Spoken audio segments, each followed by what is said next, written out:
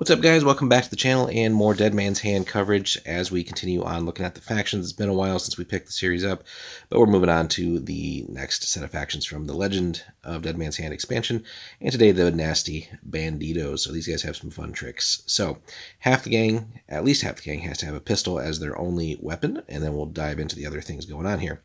Now, your leader, the Honcho, and then the elite guy, the Charro, both come with a plethora of pistols. We'll talk about that in a second.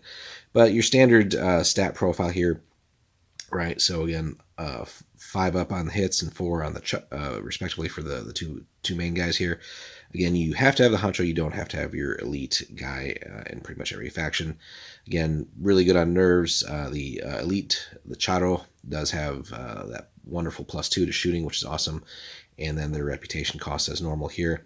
But again, at least half our guys have to have pistols. Now, our average guys here, the Caballeros, also can have the plethora of pistols rule, which is really cool. You can also have rifles in the faction. Again, these guys are 2-pointers as far as cost, or a repeater. And here is your access to your one and only shotgun for the faction. So I know some factions have a way of squeezing in more than one. But here, these guys only have access to the one. So usually worth taking and not leaving home without the shotgun, just for that wonderful double barrel action. So then we have the Vaqueros, the low end guys here are basic troops here, really almost cannon fodder. But they have just a regular pistol. They don't benefit from plethora of pistols, but half of these guys can also have rifles. And again, the cool thing with rifles is you get to aim twice, so that makes up for their lack of skill, because they do come in with a -1 to their shoot and a -1 to hand-to-hand built in. So also no buffs to hand-to-hand for this faction, unlike a couple of the others we've seen. So they don't really want to scrap it up that close. So, but these guys are also eminently expendable, 1-pointers. We do have to, again, in the force here, have at least 2 or more Caballeros, but we don't necessarily have to take Vaqueros. So if you don't want to deal with them, you don't have to. Now, plethora of pistols, we've mentioned it. So basically, you have multiple pistols and you ignore the out of ammo on the shooting table instead of basically just counting it as a miss. So really, anybody with that doesn't have to then waste an action to reload to get rid of the out of ammo status. So that's actually pretty cool. So basically it lets you be very aggressive and kind of almost reckless with these guys. Not necessarily reckless, but just, again, definitely push the envelope and just blast away. So definitely favors you shooting as many times a turn as you can with your pistol guys.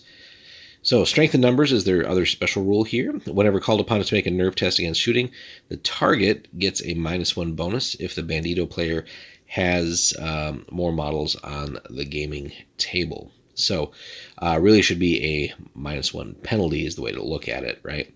So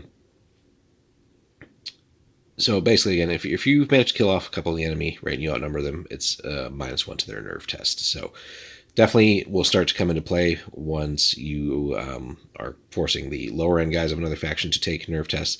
It's still going to be hard to fail things when you're like the Honcho or the leader of whatever your faction, but really cool overall.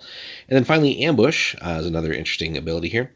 So play at the start of the game after models have been set up. You may remove a dude from the game. The model has set up an ambush at the start of any turn. Before initiative cards are placed, that model may then be set up anywhere on the gaming table as long as it's not within 20 centimeters of an enemy.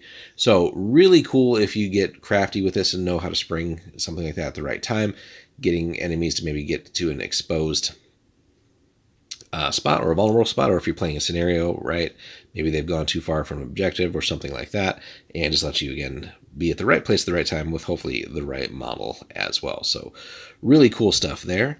Now let's take a quick peek at their unique cards.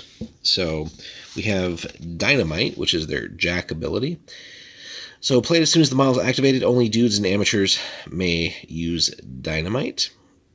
Must be thrown between 10 and 20 centimeters at a -1 to hit, in addition to any other modifiers. Any cumulative score that results in a 1 or less puts the thrower out of action, right? So basically, if you screw up the throw, the dynamite explodes on you.